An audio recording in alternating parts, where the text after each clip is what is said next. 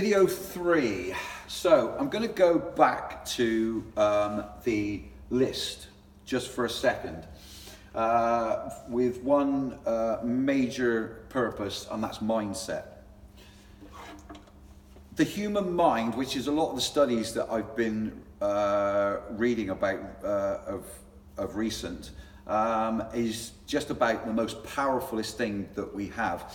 If I can just go through something, your conscious mind, that's here, frontal cortex of your lobe, uses about between 3 and 5% of your brain power, and that's kind of the day-to-day things. So if we look at that as a computer, okay, so you're looking at your screen, you've got the hard drive down here, the screen and what you pull up on it, so if you're looking at social media or you're surfing the internet, these are things that come onto the screen and then you click and delete, and that's fine. They don't save to the hard drive. You can look as many screens as you like, and you don't really remember too much of it, and you don't retain too much, and that's how that goes. So you're looking at about 3 to 5% of your brain's ability there. The subconscious mind, which is back here in deep, the subconscious mind is ticking away in the background without you knowing, and that actually contributes to 95 to 97% of your brain power. So basically, from birth up to the age of 7, your subconscious mind is wide open and it takes all information. So basically, we are whatever went into our mind in those first 7 years of our life. So any response that we have saying yes to something or no to something instinctively is because our subconscious mind is giving us a nudge and actually saying yes or no to that.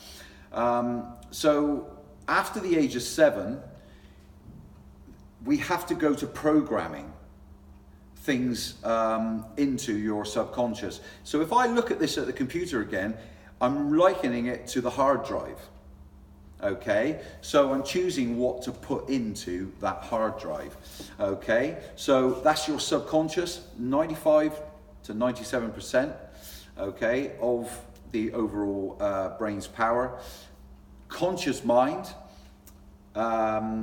is only between 3 and 5%. Now, if I was to ask, if I was to give you my mobile number, which is 07824 999 570, and then I ask you for your mobile number and you recite it back to me, of which I'd like you to do right now, okay?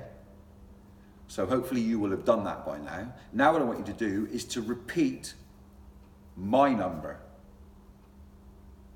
and I guarantee that I'll be impressed if someone can remember it, okay? But this is the subconscious mind giving me your number and your conscious mind forgetting my number, okay? So it's very important that we understand this. So I'm going to put that to one side for a second, okay? Now, dealing with the frontal cortex of your lobe, which is your decision-making in the conscious. Okay, it's all about decision making in the conscious. Now that's the only part of your brain that can actually help you make a decision in the moment.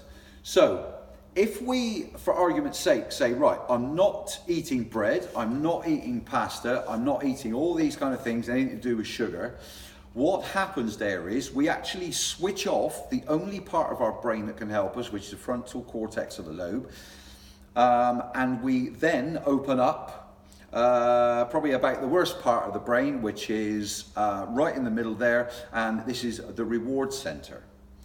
Now, because we've said no to something sugary, we've switched this off, the only part that can actually really help us, and livened up the reward center, and then we don't have it because we force ourselves using willpower and grit and things like that, and we don't pick up on that reward. Okay, so we get this massive conflict in the head, and then you start stressing the body out and producing back to the ghrelin or the ghrelin, whichever way you pronounce it, which is going to make you hungry because that's the hunger hormone, and you get all this conflict going on. So what I'm going to get you to do, and it's so simple this, go back to your list, look at your list and put everything on the menu. You're not going to say no to anything. You're not going to deprive yourself of anything. You're going to put it all on the menu. Anything and everything that you've written on that list, even things that you miss in your life, put it all on the menu.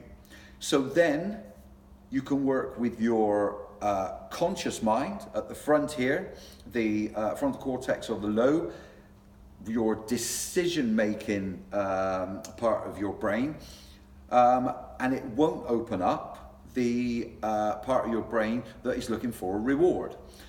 So basically, you don't need willpower to do this. What you have to understand is how to approach this. So everything that is on your list is now on your menu. And you're making a conscious decision. Okay, so I could have my bread and butter pudding with custard, but do I actually want it now? No, I don't want it now. There's no stress. I can have it whenever I like. So I'm not putting any barriers up. So maybe I'll think about Sunday. I might have it in the afternoon, okay? I'll address it then. So I can put it off till then. So what do I need now? Okay, so I need to eat something so I can make a choice. Now, I'm going to go back to the title. 12 things you may choose to do before Christmas. Everything is about choice and decision making. So it's a positive thing. Now, what you are doing is empowering yourself. This is true mental power because you're understanding it, knowing how it works, and using it as a tool. Instead of saying no, deprivation, I'm not having that, I can't have this, oh, I don't want to have that, I want to lose weight, and you get this conflict going on, switching off the only part of the brain that can really help you. So what we're doing is, we're reversing this and taking control, complete control, and now we don't need willpower because we are decision making in the positive. Okay? So when you add it together with everything else that we're doing, you can now start to hopefully see the strength that you're actually building to start on this journey. Okay, so I'm just going to wrap this one here, and then we're going to go to a last video. I did say this was the last video, but we'll go to video 4, which is the second part of the mind that we're going to work with.